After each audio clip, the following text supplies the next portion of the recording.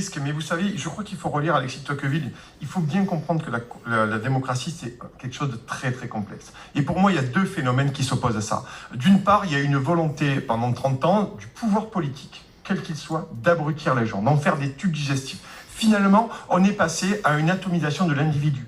L'hédonisme, le plaisir, les jeux télévisés. Donc, finalement, on les a dépossédés de leur propre citoyenneté. Ça, c'est extrêmement important parce que je pense qu'aujourd'hui, on vous a parlé des jeunes. Aujourd'hui, les jeunes, ils lisent plus les classiques de la littérature française ou d'autres livres structurants. Ils sont sur TikTok. Donc, déjà, ça pose un vrai problème. Et peut-être qu'on peut chercher de ce côté-là sur l'abstention et même le déni de la démocratie. Et puis ensuite, après, il y a une partie des Français, et André en a parlé à juste titre, les Gilets jaunes, ils ont senti qu'on les avait dépossédés de leur citoyenneté. On les a dépossédés et au-delà de là, ils ont aussi compris qu'on avait incarcéré les Français dans des traités européens, dans une masse, une nébuleuse supranationale également, dont ils n'ont plus rien à dire. Troisième élément, que pèse aujourd'hui, chers amis, l'Assemblée nationale en termes de contre-pouvoir? Que pèse-t-elle? Entre 70 et 80% des lois qui sont passées au national émanent directement de Bruxelles. Donc ça, c'est des questions qui sont extrêmement importantes parce que les gens, pour ceux qui s'intéressent aujourd'hui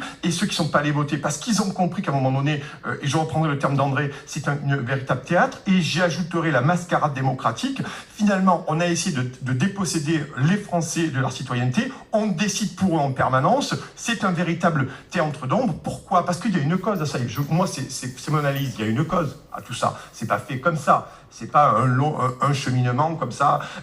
C'est surtout qu'à un moment donné, Emmanuel Macron, lui, mais plus que les autres, mais aussi un peu les autres. Et d'ailleurs, il faut toujours reparler du traité constitutionnel 2005, où on a revoté en 2000, ou par contre, on n'a pas voté. En 2008, Sarko et la gauche nous ont fait passer ce traité de Lisbonne, auquel les Français ont dit non à 54%. Là, c'est un viol démocratique. Là, vous basculez. Donc finalement, on s'est rendu compte, c'est la plupart des Français qui essayent de s'intéresser, et qui aussi se sont intéressés parce qu'ils se sont précarisés. Parce que l'intérêt de la politique, de la citoyenneté, il vient aussi de la précarisation.